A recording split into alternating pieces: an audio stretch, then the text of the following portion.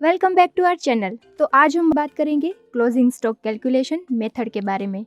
As per accounting rules, company के कामकाज का फाइनल रिजल्ट्स स्टॉक वैल्यूएशन पे निर्भर करता है। क्लोजिंग स्टॉक अमाउंट को इवेल्युएट करने की कई मेथड्स है, जिसे कॉमनली स्टॉक मेथड या स्टॉक वैल्यूएशन मेथड भी कहते हैं। बैलेंस शीट रिपोर्ट में क्लोजिंग स्टॉक अमाउंट यहाँ पर सिलेक्ट किए गए स्टॉक मेथड के अनुसार दिखाई देगी। इसकी 4 अलग अलग मेथड है जो यहाँ से सेट कर सकते हैं और बैलेंस शीट रिपोर्ट से भी सेट कर सकते हैं। एक एग्जांपल के साथ हम ये सभी मेथड्स द्वारा क्लोजिंग स्टॉक अमाउंट का कैलकुलेशन कैसे होता है ये समझेंगे। Look at this transactions of the product SMD components. Table में दिखाए गए अनुसार इस प्रोडक्ट के सभी ट्रांजैक्शंस हमने मिरेकल में दाखिल कर दिए हैं और ये हमारा स्टॉक रिपोर्ट है।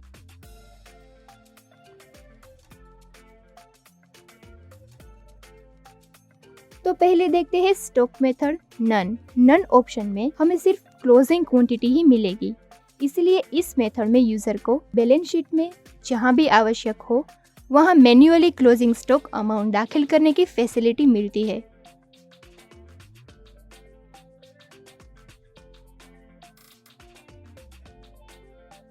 क्लोजिंग स्टॉक अमाउंट काउंट करने की नेक्स्ट मेथड है फीफो। फीफो मेथड से फर्स्ट इन फर्स्ट आउट के आधार पर इन्वेंटरी के क्लोजिंग स्टॉक अमाउंट का कैलकुलेशन होता है। इस हिसाब से कंपनी इन्वेंटरी में सबसे पुरानी प्रोडक्ट को पहले बेचा जाता है। नोट दैट फीफो को सैद्धांतिक रूप से सबसे सही इन्वेंटरी वैल्यूएशन मेथड जाना जाता है। इसे समझने के लिए हमारे एग्जाम्पल पर चलते हैं। टेबल के अनुसार ये प्रोडक्ट के ओपनिंग की एंट्री है। फिर इस प्रोडक्ट की हम 140 क्वांटिटी 15.50 रुपीज के हिसाब से खरीदते हैं, तो फाइनल बैलेंस होती है opening plus this purchase.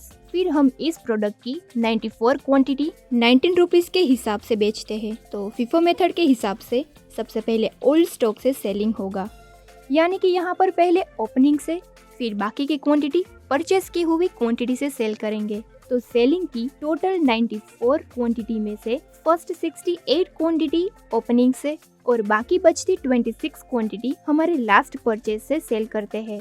Product rate भी उसी के हिसाब से लागू होगा। लास्ट परचेज 140 क्वांटिटी का है, उसमें से 26 क्वांटिटी सेल हो जाने के बाद बचती है क्वांटिटी 114। तो अब ये हमारी closing quantity and closing amount है। तो ये सभी ट्रांजैक्शंस के बाद प्रोडक्ट की क्लोजिंग क्वांटिटी होती है 60 और क्लोजिंग अमाउंट 993। चलिए मिरेकल में फीफो मेथड सेट करके देखते हैं।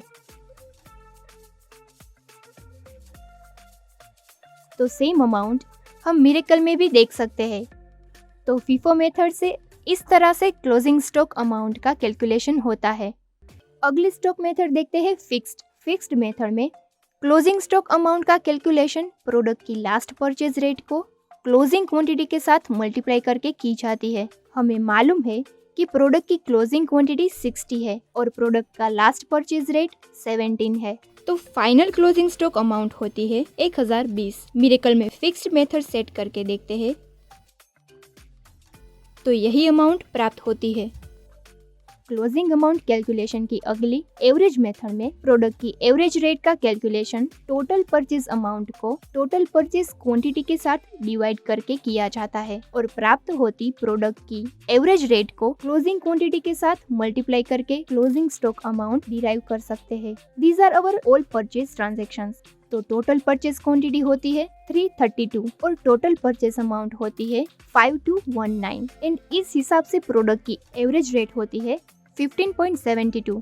अब इस एवरेज रेट को क्लोजिंग क्वांटिटी 60 के साथ मल्टीप्लाई करते ही हमें एवरेज मेथड के हिसाब से क्लोजिंग क्वांटिटी मिलती है।